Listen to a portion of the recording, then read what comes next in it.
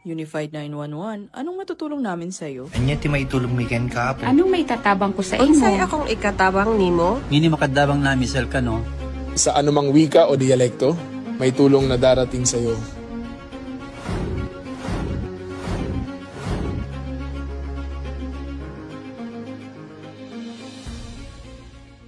Lilingkod sa bawat Pilipino at magbibigay ng tamang impormasyon para sa tahimik at maayos na Pilipinas. Police News Network, alagad ng batas, tagapagtaguyod ng balitang pulis, sandigan ng mamamayan, patnubay ng katotohanan. La Campo Crame, maghahatid ng pinakahuling kaganapan at nagbabagang balita. Ito ang PNN Police News Network. At ngayon, ang inyong mga tagapagbalita. Magandang araw, bagong Pilipinas. Ako ang inyong alagad ng batas, tagataguyod ng Balitang Pulis. Patrolwoman Melin Locaz mula sa Eastern Police District. Maghatid sa inyo ng tamang balita, kwento ng pulis at serbisyo para sa mamamayan. At ito ang PNP News Online, ang pangunahing balita ng Police News Network, alagad ng batas, tagataguyod ng Balitang Pulis.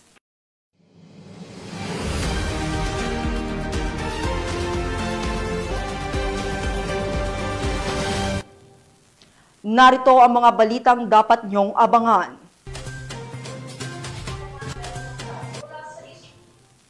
Wanted person sa kasong frustrated murder arestado sa Maguindanao del Norte. Top 1 most wanted person municipal level sa kasong 4 counts of rape nasa kote ng Benguet PNP. At massage therapy sa Butuan City huli sa bypass operation.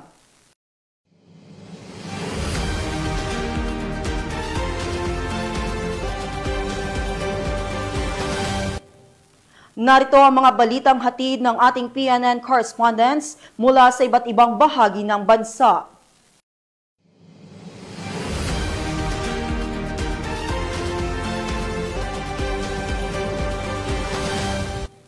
Simulan natin ang balita mula sa bahagi ng Luzon.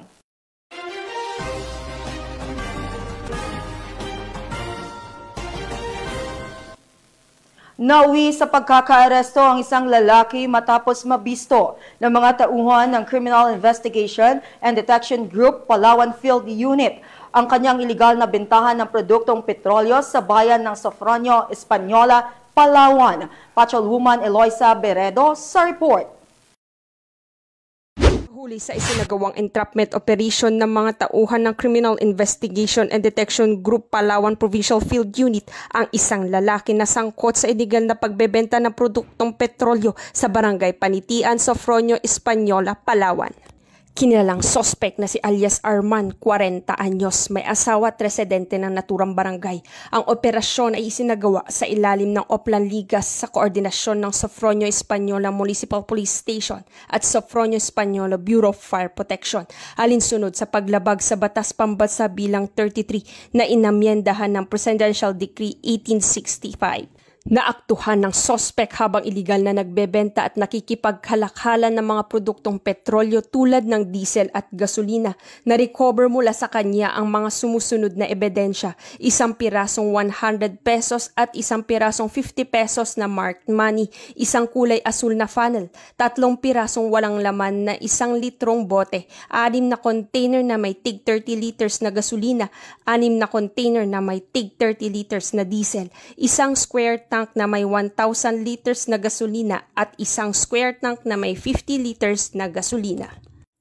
Tinatayang nasa 132,420 pesos ang kabuang halaga na nakumpiskang produkto ng petrolyo na binuo ng 180 liters ng diesel na nagkakahalaga ng 11,520 pesos at 1,860 liters na gasolina na nagkakahalaga ng 120,900 pesos. Ipinaalam sa sospek ang kanyang karapatan alinsunod sa batas. Siya ay kasalukuyan na sa kustodiya ng Criminal Investigation and Detection Group Palawan Provincial Field Unit para sa kaukulang dokumentasyon at tamang disposisyon. Ang matagumpay na operasyon na ito ay patunay na patuloy na kampanya ng Philippine National Police laban sa iligal na pagbebenta ng produktong petrolyo na naglalayong itaguyod ang disiplina, integridad at tapat na serbisyo para sa sambayanang Pilipino. Mula dito sa Palawan Police Provincial Office, ako ang inyong PNN Correspondent Patrolwoman Eloisa Joy Beredo, alagad ng batas, tagataguyod ng balitang pulis. Maraming salamat, Patrolwoman Beredo. Nasabat ang mahigit 700,000 pisong halaga ng shabu mula sa 2 lalaki sa isinagawang anti-illegal drug operation ng mga operatiba ng Limay Municipal Police Station sa Barangay St. Francis II, Limay, Bataan. Nakatutok dyan si Patrolwoman Lexin Reyes sa Wiran. Ang lalaki ang naaresto sa isinagawang anti-illegal drug operation ng mga operatiba ng Limay Municipal Police Station. Katuwang ang Bataan Provincial Police Drug Enforcement Unit sa Barangay St. Francis II, Limay, Bataan. Kinilala ni Police Colonel Marites A. Salvadora, Provincial Director ng Bataan Police Provincial Office, ang mga sospek na sina alias Espin at alias Ramon, kapwa 49 anyos at residente ng nasabing barangay. Ayon sa ulat, nakumpiska sa operasyon ang isang medium-sized sachet ng ininalang shabu, kapalit ng 6,000 marked money na tinanggap umano ni alias Ramon, at isang large-size sachet ng shabu na may timbang na 103.52 gramo na nagkakalaga ng 703,936 batay sa standard drug price. Bukod dito, nasamsam din ang isang Technospark cellphone at isang itim na case na ginamit umano sa illegal na transaksyon. Ang mga naarestong sospek at ang mga nakumpiskang ebidensya ay dinala sa Limay MPS para sa wastong dokumentasyon at disposisyon at inihanda ang kasong paglabag sa Sections 5 at 11 Article 2 ng Republic Act 9165 o Comprehensive Dangerous Drugs Act of 2002. Patuloy ang pinaigting na kampanya ng Bataan PNP laban sa iligal na droga bilang patunay ng kanilang dedikasyon sa pagpapanatili ng kapayapaan at kaayusan sa lalawigan. Mula dito sa gitnang Luzon, ako ang inyong PNN Correspondent, Patrolwoman Lexin Reyes A. Saweran, alagad ng batas, tagataguyod ng Balitang Pulis. Maraming salamat, Patrolwoman Saweran. Hindi nakaligtas sa batas ang isang lalaking sangkot umano sa pagbebenta at paggamit ng iligal na droga matapos itong maaresto sa ikinasang bypass operation ng Binangonan Municipal Police Station sa Rizal. Magbabalita dyan si Patrolwoman Jessie Cruz Obrero.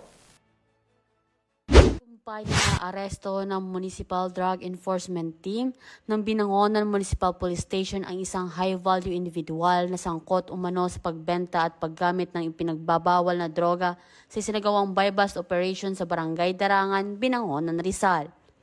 Kinilala ang suspect na si alias Angke, 30 taong gulang, residente ng nasabing barangay.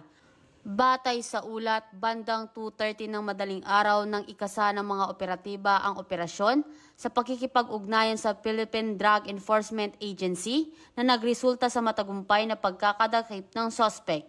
Nakumpiska mula sa kanya ang tinatayang 67.8 gramo ng hinihinalang shabu na may standard drug price na 461,040 pesos.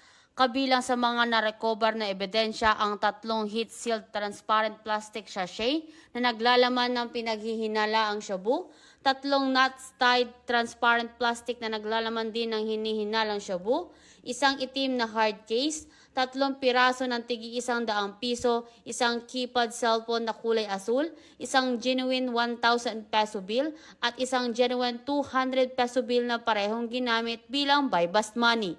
Kasalukuyang nakakulong ang suspect sa Binangonan Municipal Police Station Custodial Facility at nahaharap sa kasong kriminal sa paglabag sa Section 5 at Section 11 ng Article 2 ng Republic Act 9165 o ang Comprehensive Dangerous Drug Act of 2002.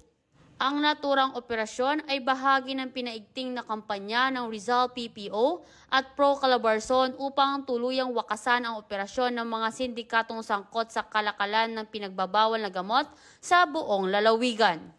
Mula dito sa Calabarzon, ako ang inyong Police News Network Correspondent, Patrolwoman Jessicris S. Obrero, alagad ng batas, tagataguyod ng Balitang Pulis. Maraming salamat, Patrolwoman Obrero. Winakasan ang pagtatago ng nakatalang top 1 most wanted person municipal level matapos itong masakote ng Benguet PNP sa Dagupan City, Pangasinan dahil sa kasong 4 counts of rape. Yan ang tinutukan ni Patrolwoman Maria Ella Garcia. Resto ng mga otoridad ang tinaguriang rank 1 top most wanted person ng Bugyas Municipal Police Station para sa 4 na kasong rape sa ika-4 na quarter ng taong 2025 sa isang matagumpay na operasyon sa Poblacion Oeste, Dagupan City, Pangasinan. Nito lamang Oktubre 11 taong kasalukuyan. Kinilala ang suspect na isang 24 taong gulang, walang asawa, isang laborer at residente ng Mauled, Dagupan City, Pangasinan. Ang nasabing suspect ay dating may nakabinbing warrant of arrest para sa 4 na kasong paglabag sa Republic Act 8353 kaugnay ng Republic Act 7610 sa kasong panggagahasa. Ang warrant of arrest ay inisyo ni Honorable Judge Daniel Dazon Mangalay ng Regional Trial Court, Branch 64 sa Abatan, Bugyas, Benguet para sa mga kasong rape na walang inirekomendang piyansa para sa bawat kaso. Ang operasyon ay isinagawa ng pinagsanib na puwersa ng Bugyas Municipal Police Station bilang lead unit, Dagupan City Police Station at ng 102nd Maneuver Company ng Regional Mobile Force Battalion 1. Kasalukuyang nasa kustodiya ang naarestong suspect sa Bugyas Municipal Police Station para sa kaukulang dokumentasyon at tamang disposisyon. Patuloy ang PNP sa kanilang dedikasyon na sugpuin ang krimen at tiyakin ang pananagutan ng mga lumabag sa batas, lalo na sa mga kasong may kinalaman sa pang-aabuso sa kabataan at kababaihan para sa isang ligtas at mapayapang bagong Pilipinas. Mula dito sa rehiyon ng Cordillera, ako ang inyong PNN correspondent, Patrolwoman Maria Ella Garcia, alagad ng batas, tagataguyod ng Balitang Pulis. Maraming salamat, Patrolwoman Garcia.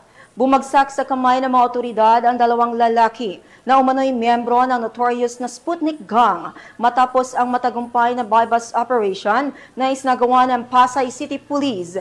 Patrolwoman Micah May Bahiwag sa report.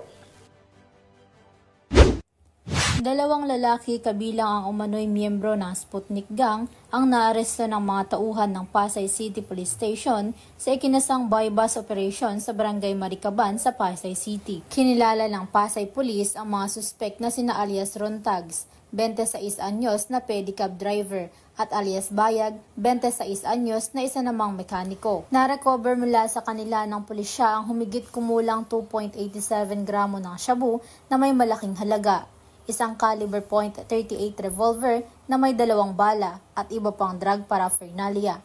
Dumaan sa wastong inventory at dokumentasyon ng mga ebidensya habang ang mga nasabing suspect ay nahaharap sa kasong Republic Act 9165 o Comprehensive Dangerous Drugs Act of 2002.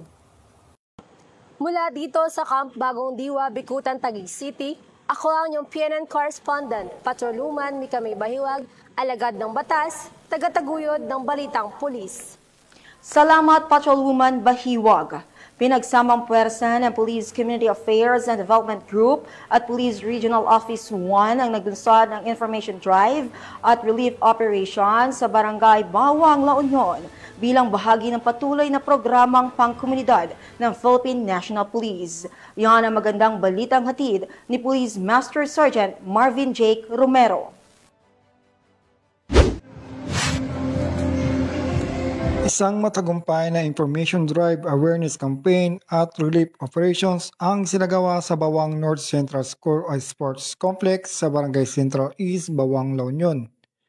Ang aktibidad ay pinangunahan ng Police Community Affairs and Development Group, Regional Police Community Affairs and Development Unit 1, katuwang ang Regional Office 1. Dumalo sa nasabing aktibidad si Police Brigadier General Marvin Jose Saro, Director ng PCEDG, at si Police Brigadier General Dindo R. Reyes, Regional Director ng PRO1, kasama si Honorable Maria Clarissa Manangbong Lee, Municipal Mayor ng Bawang, La Union. Kabilang din sa mga dumalo sina Police Major General Ronald Oliver Lee, retired, Police Brigadier General Christopher M. Avisha, Deputy Regional Director for Administration ng PRO1 at Police Colonel Redentor C. Olsano, Provincial Director ng La Union PPO. Layunin ng programa na palawakin ang kamalayan ng publiko sa mga isyong pangkapayapaan at kaayusan sa pamamagitan ng information drive on crime situation updates, anti-illegal drugs, anti-terrorism, at anti-misinformation and fake news campaign. Sa ikalawang bahagi ng programa, nagsagawa ng relief operations kung saan ipinamahagi ang tulong mula sa PCADG para sa 1,000 benepisyaryo mula sa Barangay Pagdalan Sur na kabilang sa mga naapektuhan ng nagdaang bagyo. Isang malinaw na patunay na ang aktibidad na ito ay patuloy na pagtutulungan ng PNP at lokal na pamahalaan sa pagpapanatili ng kapayapaan, kaligtasan at malasakit sa mamamayan. Agyaman kami apo, amin nga kapulisan tayo kay ni Manang Mayor Bongli po. Thank you so much po. Dakil nga yaman mi apo ta napiliti pagdalagan sur nga may kanti kastoy. Thank you very much mga generals and directors. Mula dito sa Ilocos Region, ako yung PNN Correspondent Police Master Sergeant Marvin J. Primero, alagad ng batas, taga-Taguyod, Balitang Pulis. Maraming salamat, Police Master Sergeant Romero. Isinagawa ng Masbate 1st Provincial Mobile Force Company ang kanilang Hatag ni Abtik outreach program sa Masbate City bilang bahagi ng kanilang patuloy na inisyatiba sa pagpapatibay ng ugnayan ng pulisya at pamayanan. May balita dyan si Patrolwoman Carmela Panganiban. Isinagawa ng mga tauhan ng Masbate 1st Provincial Mobile Force Company sa pangunguna ni Police Captain Eres Jan L. Salomon at sa ilalim ng pamumuno ni Police Major Renante N. Arambuyong, officer in charge ang isang outreach activity na tinaguriang Hatag ni Abtik sa Sitio Villa Lucia, Barangay Maingaran at Barangay Pawa, Masbate City. Katuwang sa nasabing aktibidad ang mga kasapi ng advisory group, Masbate Fortes Lady Eagles Club at Tau Gamma Sigma, Triskelions Grand Sorority Bicol Regional Council. Namahagi ang grupo ng mahigit 100 food packs, bigas at mga damit sa mga residente ng naturang mga barangay. Isinagawa rin ang feeding program para sa mga bata upang maibahagi ang saya, serbisyo at pag-asa sa mga mamamayan.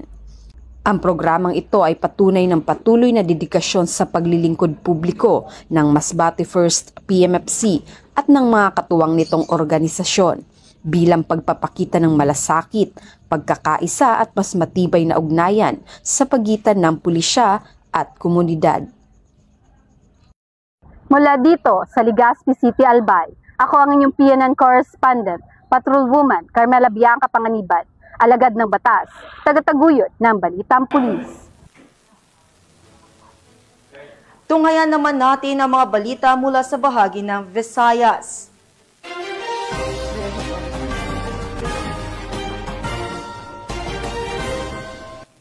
Nabunyag ang iligal na transaksyon ng dalawang lalaki matapos silang maaresto sa ikinasang bypass operation ng mga operatiba ng Iloilo City Police sa Barangay San Isidro, La Paz. Ang report mula kay Patrolwoman Jolibel Alvior. Dalawang lalaki ang naaresto sa isinagawang drug bypass operation ng Regional Police Drug Enforcement Unit 6 sa Zone 2 Barangay Baldoza, La Paz District, Iloilo City nito lamang 10 ng Oktubre taong kasalukuyan. Kinilala ang mga suspect sa alias na Jimboy, 45 taong gulang residente ng nasabing barangay at alias Lawrence, 32 taong gulang residente ng Barangay San Isidro, La Paz, Iloilo. Ayon kay Police Major Marvin Villanueva, Deputy Chief ng RPDU 6, isang sachet ng hinihinalang shabu ang nabili mula sa mga suspect gamit ang 12,000 pesos smart money bilang bahagi ng operasyon. Nang arestuhin ang dalawa, na-recover mula kay alias Jimboy ang 5 sachet at isang not-tied na pakete ng suspected shabu, habang isang sachet naman ang nakuha mula kay alias Lawrence. Sa kabuuan, nasa humigit kumulang 130 gramo ng iligal na droga ang nakumpiska na may market value na tinatayang 884,000 pesos. Ayon pa kay Police Major Villanueva, minanmanan ng kanilang unit ang iligal na aktibidad ng isa sa mga suspect matapos itong may ugnay sa mga dating kaso ng droga. Dagdag pa nito, taong 2020 unang nakulong ang pangunahing suspect na si alias Jimboy dahil sa iligal na droga at nakalaya noong 2023 sa pamamagitan ng plea bargaining agreement. Sa kasalukuyan, nasa kustodiya na ng mga kapulisan ng dalawang suspect para sa dokumentasyon at nakatakdang sampahan ng mga kasong paglabag sa Republic Act 9165 o Comprehensive Dangerous Drugs Act of 2002. Patuloy na nananawagan ng Iloilo PNP sa publiko na makipagtulungan sa mga isinasagawang kampanya laban sa illegal na droga upang mapanatili ang katahimikan at kaayusan sa lungsod ng Iloilo. Mula dito sa Western Visayas, ako ang inyong Police News Network Correspondent, Patrolwoman Julibel Albior, alagad ng batas, tagataguyod ng Balitang Pulis. Maraming salamat, Patrolwoman Albior. Walang lusot sa batas ang 2 tulak ng droga matapos makumpiskahan ng mahigit 700,000 pisong halaga ng shabu sa Cebu City. Mag-uulat dyan si Patrolwoman Flora May Azares. Nasagot ng mga operatiba ng City Drug Enforcement Unit ng Police Station ang tinatayang 782,000 na halaga ng hinihinalang shabu mula sa 2 tulak sa buy-bust operation sa Sitio Santo Niño noong 11 ng Oktubre ng taong kasalukuyan, bandang 1:42 ng madaling araw. Kinilala ni Police Captain Christopher Erwin Sanchez, officer in charge ng City Drug Enforcement Unit, ang mga sospek na si alias Jimboy, 33 anyos, at ang kasamahan nito na si alias Jim, 33 anyos, na pawang residente ng nabanggit na lugar. Nakumpiska mula sa mga sospek ang 11 pakete ng hinihinalang shabu na may kabuang timbang na humigit kumulang 115 grams at isang coin purse na ginamit bilang lagayan ng iligal na droga. Tinatayang aabot sa 782,000 pesos ang halaga ng nasamsam na shabu batay sa standard drug price. Kasalukuyang nasa kustodiya ng Cebu City Police Office Custodial Facility ang mga sospek habang inihahanda ang kasong paglabag sa Section 5 at 11 ng Article 2 RA 9165 o Comprehensive Dangerous Drugs Act of 2002. Ang matagumpay na operasyon ng mga kapulisan ng Cebu City ay patunay lamang ng kanilang dedikasyon upang matiyak ang kaligtasan at kaayusan ng ating komunidad para sa isang bagong Pilipinas. Mula dito sa Cebu City, ako ang inyong Police News Network Correspondent, Patrolwoman Flora May Azares, alagad ng batas, tagataguyod ng Balitang Pulis. Maraming salamat, Patrolwoman Azares. Natuldukan na ang pagtatago ng isang lalaking nakatalang top 9 regional most wanted person matapos itong madakip ng mga tauhan ng Eastern Samar PNP sa barangay Talangdawan, Salcedo, Eastern Samar. Patrolwoman Cristel Palafox, ibalita mo. Ng operatiba ang nakatalagang top 9 regional most wanted person na may kasong rape sa barangay Talangdawan, Salcedo, Eastern Samar. Naresto ang akusado bandang alas 10:20 ng tanghali ng mga tauhan ng 2nd Eastern Samar Provincial Mobile Force Company kasama ang Eastern Samar Provincial Intelligence Unit at Salcedo Municipal Police Station sa bisa ng warrant of arrest para sa kasong rape na walang nirekomendang piyansa. Ang akusado ay pansamantalang nakakulong sa Salcedo Municipal Police Station para sa kaukulang dokumentasyon at tamang disposisyon. Patunay lamang ng Eastern Samar PNP ay hindi nagpapabaya sa kanilang sinumpaang tungkulin na huliin ang mga taong tiwalag sa batas upang mapanatiling ligtas ang komunidad nang sa gayon may patupad ang kapayapaan ng bansa para sa ligtas at maunlad na bagong Pilipinas. Mula dito sa Eastern Visayas, ako ang inyong PNN Correspondent, Patrolwoman Palafox, alagad ng batas, tagataguyod ng Balitang Pulis. Maraming salamat, Patrolwoman Palafox. Narito naman ang mambalita mula sa bahagi ng Mindanao.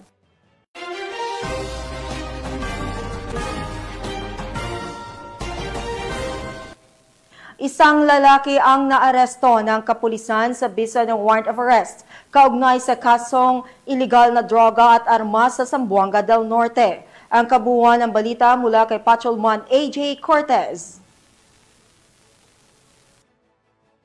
Aresto ng mga tauhan ng Cebu Municipal Police Station, katuwang ang 2nd Zamboanga del Norte Provincial Mobile Force Company, ang isang wanted person sa isinagawang law enforcement operation bandang alas 5:30 ng hapon. Nito lamang 12 ng Oktubre taong kasalukuyan sa Barangay Nala, Cebu, Zamboanga del Norte. Kinilala ang naarestong sospek na si alias Aldi, 54 anyos, lalaki, may asawa at isang fish vendor na residente ng nasabing barangay. Ang pagkakaaresto sa sospek ay batay sa warrant of arrest for service of sentence na inisyu kaugnay sa paglabag sa Republic Act 10591 o Comprehensive Firearms and Ammunition Regulation Act at Republic Act 9165 o Comprehensive Dangerous Drugs Act of 2002. Ang mga warrant ay nilagdaan ni Honorable Ella Michelle Santa Maria Cubero, presiding judge ng Branch 27 RTC 9, Siocon, Zamboanga del Norte, noong 3 ng Setyembre taong kasalukuyan. Matapos ang matagumpay na operasyon, dinala ang sospek sa kustodiya ng Cebuco Municipal Police Station para sa wastong disposisyon at dokumentasyon. Ang naturang operasyon ay bahagi ng patuloy na kampanya ng Zamboanga del Norte Police Provincial Office laban sa mga wanted persons upang matiyak ang kapayapaan at kaayusan sa lalawigan. Mula dito sa tanggapan ng kapulisan sa Region Siam, ako ang inyong PNN correspondent, Patrolwoman AG Cortez, alagad ng batas, tagataguyod ng Balitang Pulis. Salamat Patrolwoman Cortez. Walang takas ng 2 drug personality matapos maaresto sa isang bypass operation ng PNP sa Villanueva, Misamis Oriental. Narito ang report mula kay Patrolwoman Riza Sahonia.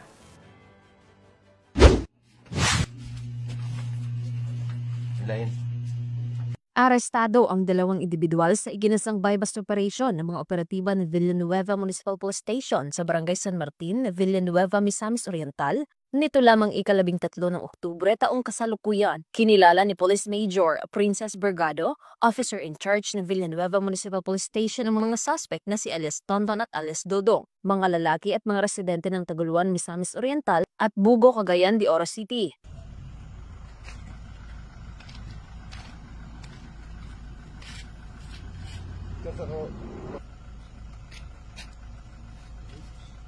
Sa ikinasang operasyon ng mga operatiba ay nakumpiska ang mga maliliit na pakete ng inihinalang shabu, isang cellphone at isang 500 peso bill na ginamit bilang buy-bust money at iba pang mga non-drug items. Naharap ang mga suspects sa kasong paglabag sa RA 9165 o Comprehensive Dangerous Drugs Act of 2002.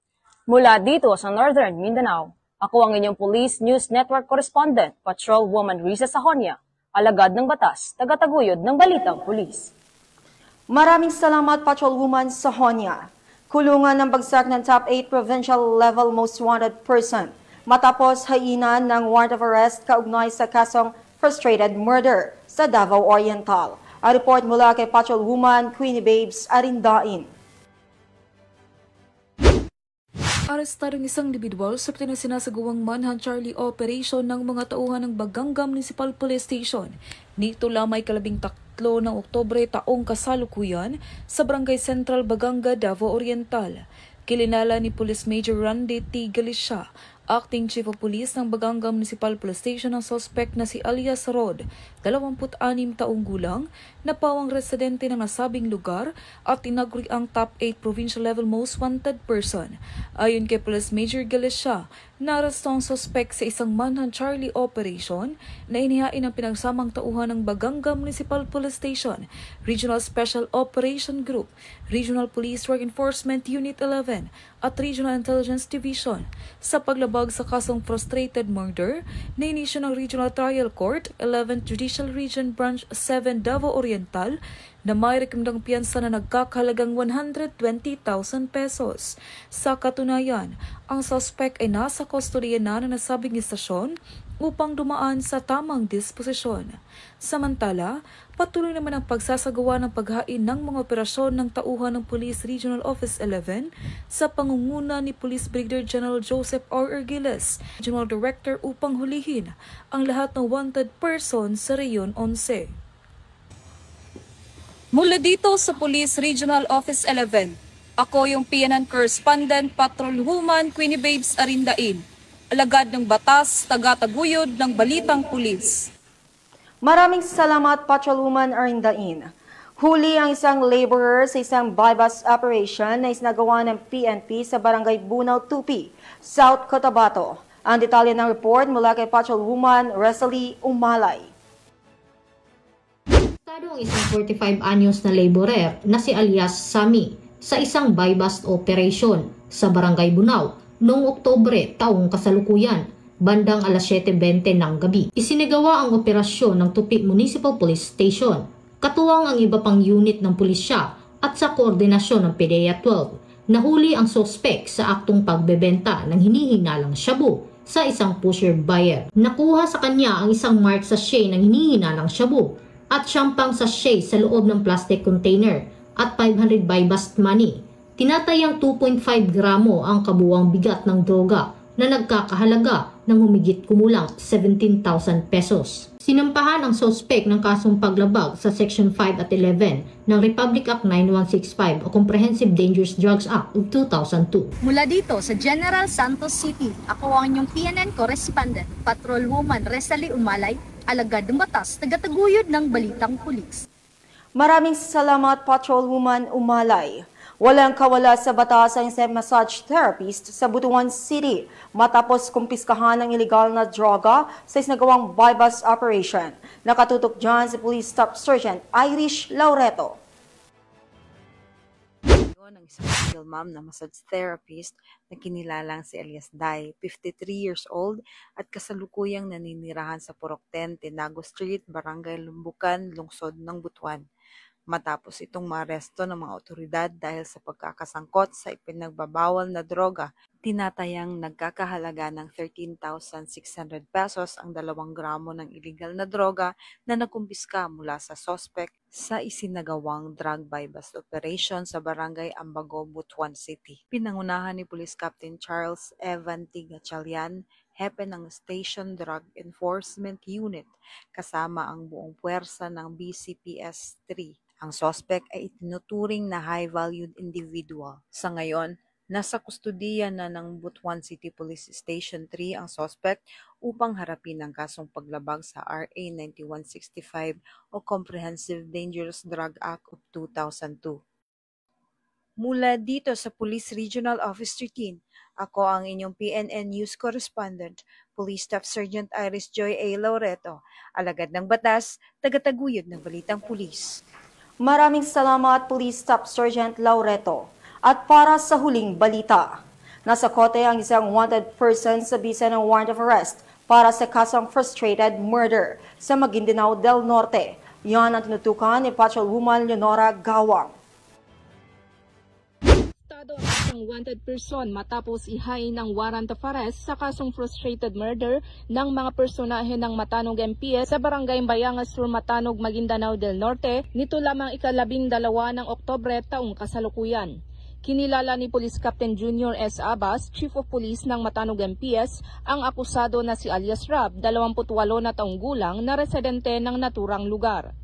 Kaugnay ng Simultaneous Anti-Criminality Law Enforcement Operation o SACLEO, naging matagumpay ang pagkakaaresto sa akusado dahil sa pinagsanib na pwersa ng mga operatiba ng Matanog MPS at Maguindanao del Norte PPO sa bisa ng warrant of arrest sa kasong frustrated murder na inisyo ni Honorable Kasan K. Abdul Rahman, Executive Judge RTC Branch 27, 12 Judicial Region, Cotabato City noong Hunyo 22, 2020 na may nakatakdang piyansang 200,000 pesos. Ang akusado ay nasa kustodiya na ng nasabing istasyon para sa wastong disposisyon. Ang Pambansang Pulisya ng Pilipinas ay patuloy sa kampanya nito laban sa kriminalidad at pagdakip sa mga wanted person na nagtatago sa batas. Dahil di tumitigil ang buong hanay ng kapulisan para sa maayos, mapayapa at maunlad na bagong Pilipinas. Mula rito sa rehiyon ng Bangsamoro, ako ang inyong PNN Correspondent, Patrolwoman Leonora Gawang, alagad ng batas, tagataguyod ng Balitang Pulis. Maraming salamat, Patrolwoman Gawang. At yan ang mga balitang nakalap ng ating mga PNN correspondents mula Luzon, Visayas at Mindanao.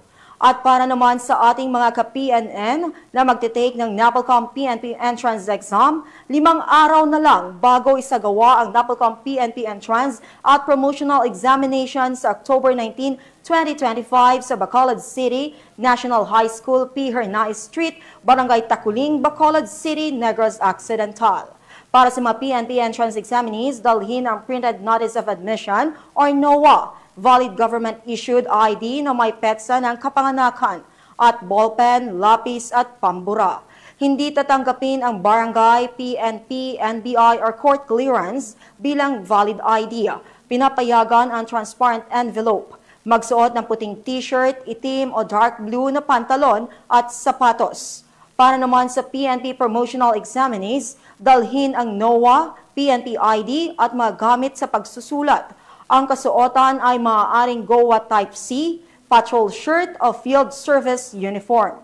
Ipinagbabawal ang pagdadala ng armas, gadgets, calculator, smartwatch at review materials. Gayon din ang mga bag at ibang di kailangang gamit sa loob ng venue. Ang sinumang lalabag ay maaaring ma-disqualify. Para sa karagdagang impormasyon, makipag-ugnayan sa NAPOLCOM Regional Office, Negros Island Region sa rdnir@napolcom.gov.ph, Facebook page NAPOLCOM Regional Office, Negros Island Region, o tumawag sa 0946-470-8050. At mga ka-PNN, 72 days na lang, Pasko na!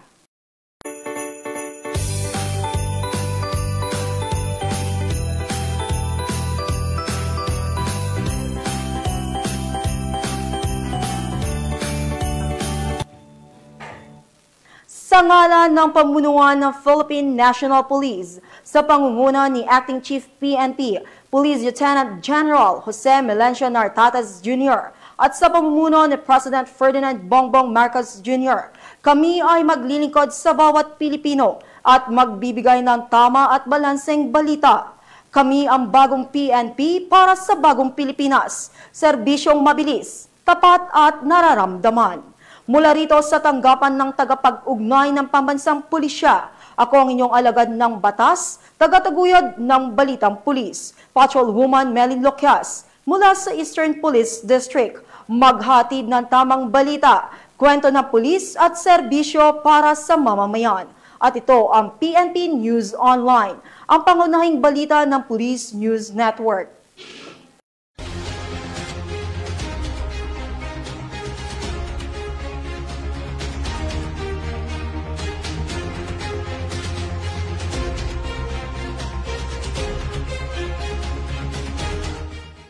Police News Network, alagad ng batas, tagapagtaguyod ng balitang pulis.